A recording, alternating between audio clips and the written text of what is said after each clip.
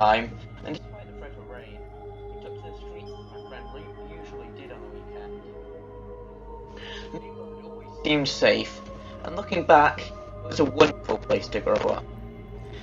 Living in the shadow of the city centre, only a 15-minute train journey away, while the parks and quiet streets of our suburb, on the outskirts of urban madness, provided plenty of places to explore. That day, it was my two friends, Andy and Stuart, who had knocked on my door, asking if I wanted to join them and head out for a while on our bikes. Both lived on the same street as me, and for that reason, we had been as thick as thieves since we were toddlers.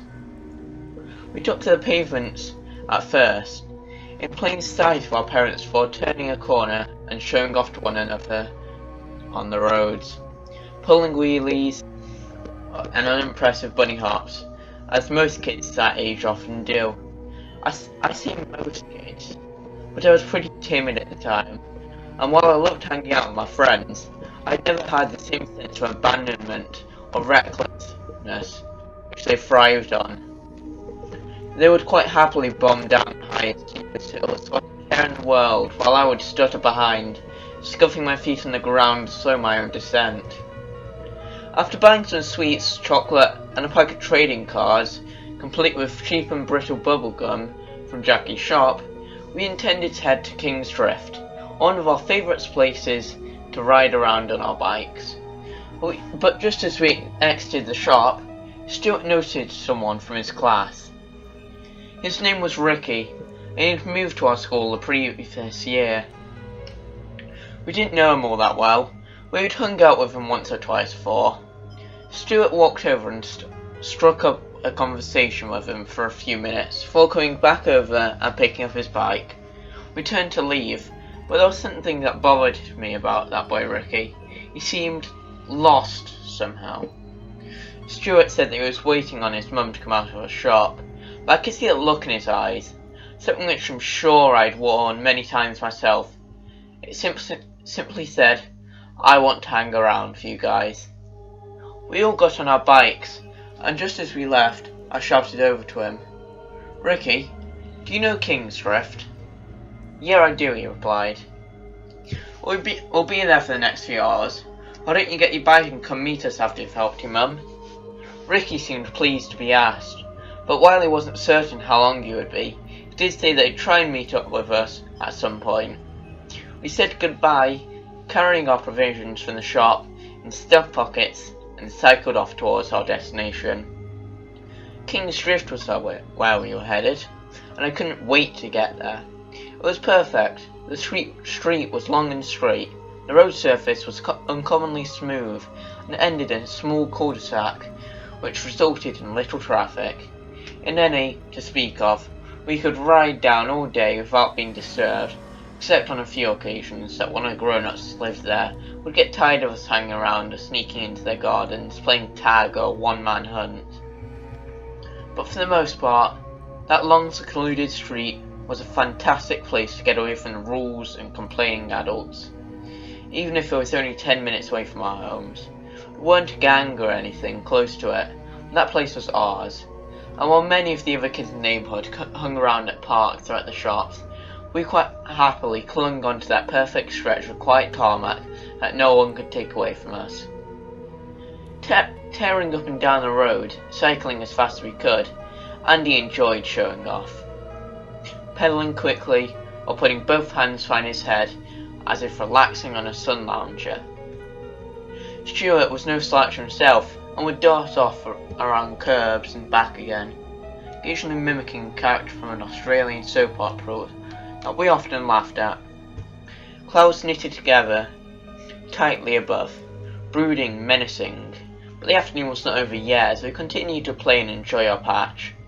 After receiving an earful from one woman who had just hated us sitting on a garden wall, especially when my other friend Stuart pushed Andy over into her garden as a joke during her red-faced ranting rage, we finally traipsed along the street with our bikes by our side, cursing the woman under our breaths.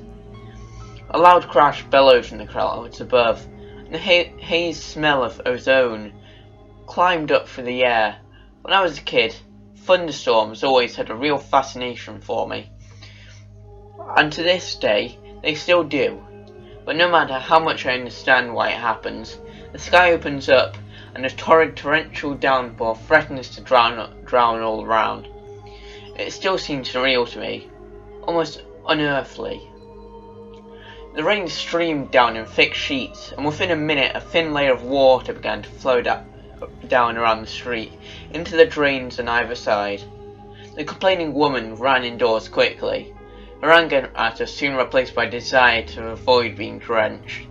The noise of millions of raindrops smashing on the parked cars and concrete below became deafening as we were instantly soaked to the bone.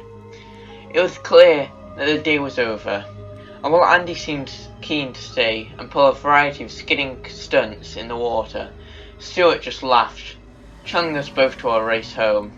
As he sped off at a rate I could never hope to equal, the water spraying from under his wheels, Andy followed instantly, damn sure that he wouldn't have been beaten. The crescendo of thumping water was now deafening, and as both my friends pulled away into the distance, I clumsily climbed aboard my bike and pedalled as fast as I could. With each panting breath the rain fell harder, until it streamed down at such a rate down my face that I could barely see ahead.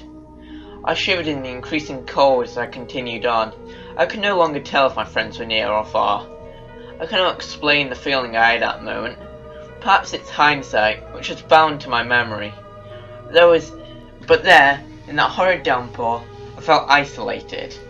Anyone with any sense would have run for cover and locked themselves away.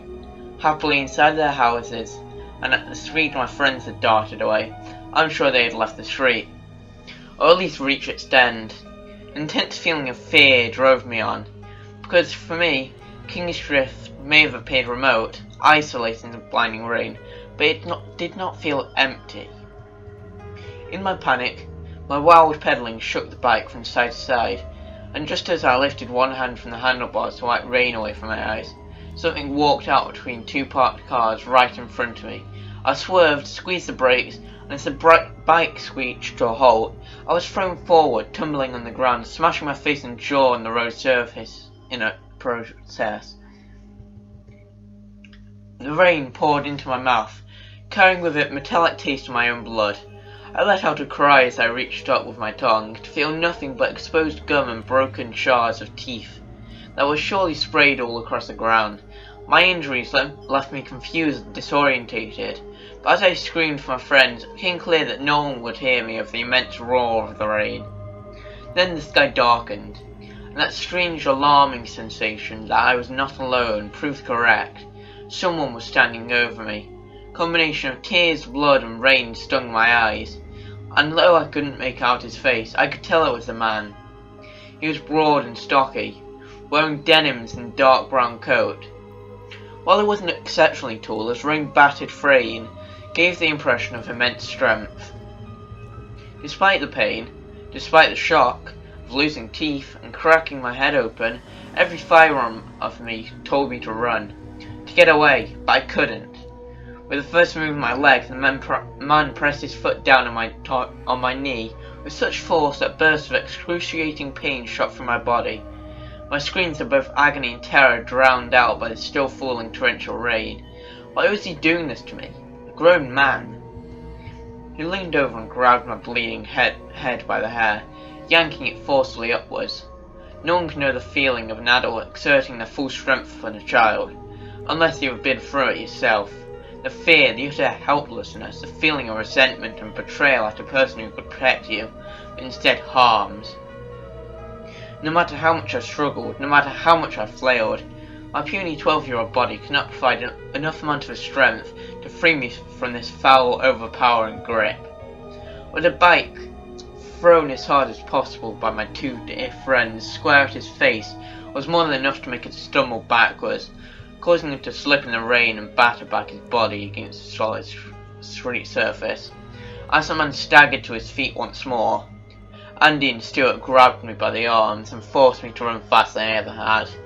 We dared not to look back, for fear of our pursuer being close. We panted and heaved, and as the adrenaline surged through my veins, I forgot my injuries for a moment, and fled as quickly as any child ever had. As we reached the end of King's Drift, Andy and Stuart ran around the corner without looking back, but not me, for curiosity has always been my sin, and perhaps my punishment. The rain calmed at that moment, easing off to nothing but the most subtle droplets as I squinted through the blood and tears.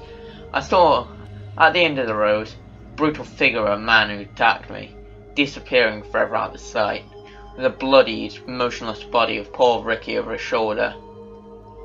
Worst thing is, he was never caught.